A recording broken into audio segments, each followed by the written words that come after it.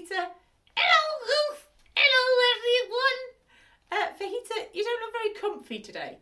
No, there's something full in the bucket. Oh, something filling up a bucket. I think we better take it out.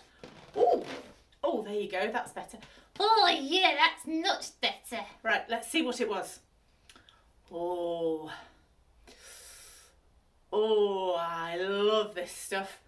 So do I. It's sticky. Sticky honey. Wonder how many of you like eating honey? Oh, a good lot of you. That's good. I wonder how many of you like it because it's sweet. Oh, yeah, that's why I like it. Because it's sweet. Wonder how you would feel though if honey was the only sweet thing you ever got to eat. What? No chocolate? No chocolate. No sweets? No sweets. No fruit? No, probably no fruit either. Just honey. Wonder if you'd like it. How would you feel if you had to collect that honey from the bees? What, in a hive? No, in a tree. Oh, not sure. Why not? They might sting you. Well, they might. I suppose some people do it a lot and they get very used to collecting honey from bees. But we're going to think today about someone who ate honey and wild honey, so he must have had to collect it from bees. Ooh, what was his name? His name was John. Ooh. And we know him a little bit better as John the Baptist. Ooh, why? Well, because he baptized people. That was what he did. But John the Baptist ate honey.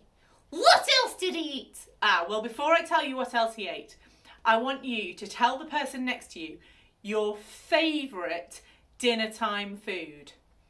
Mine is lasagna. Ooh.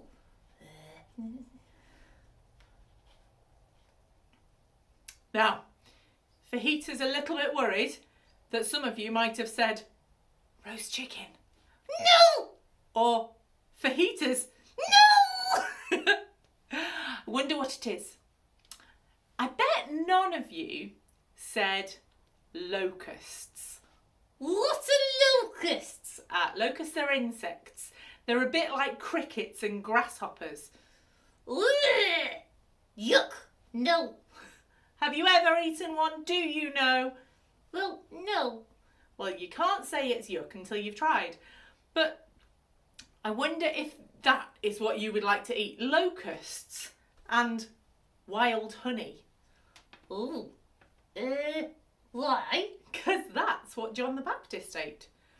He lived in the wilderness and he ate locusts and wild honey. That does not sound fun. Maybe not fun. Very high in protein. Probably quite good for you. And he wore clothes made of camel's hair. Ooh! Itchy! Itchy, itchy, itchy. Yes.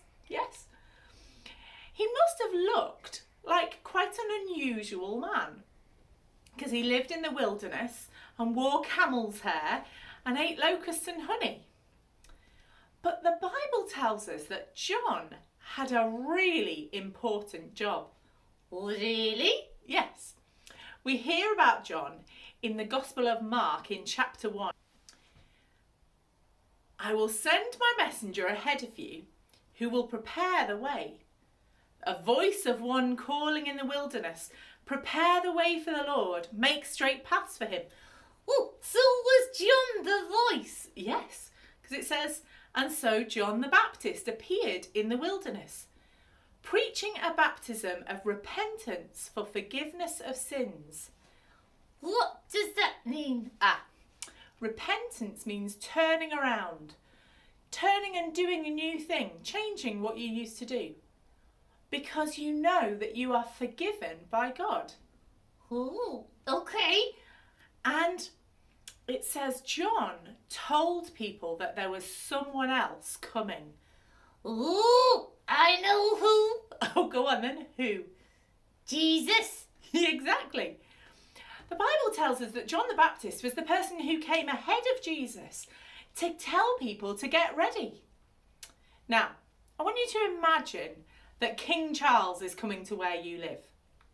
I wonder what kind of people you think would come ahead of him to say he's on his way. Ooh, police outriders. Yes, police outriders, and maybe people from the government, probably people who looked very smart, quite posh. Maybe even letters would come to say he's on his way. Well, we know that the Jewish people were waiting for Jesus, but I'm not sure they expected someone wearing camel's hair and eating locusts and wild honey to be the person that they would find out Jesus was on his way. Oh no. Well, what can we learn? That's a good question, Fajita. The thing that I like to learn about this is that God uses any type of person to tell people his message. He doesn't always choose the people that are the most obvious, the ones that we think everyone will listen to them because they look right or because they sound right or they do the right things. But he can use anyone, even the most unexpected people, to tell us that he loves us, that he wants to be our friend. That's what John the Baptist was saying. He was saying, get yourselves ready to meet God. Oh wow. So everyone can have an important job. Yes, even if we don't expect it, everyone can have an important job. I wonder what important job you'll have in the future. I'm going to say a prayer now. And if you want to make this yours, Say amen, 'cause that means I agree. Father God, thank you that you use all sorts of people to tell us that you love us. Thank you that you use John the Baptist to tell people to get ready to meet Jesus. Help us to be on the lookout for all sorts of different people telling us interesting things. In Jesus' name, amen. Amen. We'll see you again very soon. Take care. Bye-bye.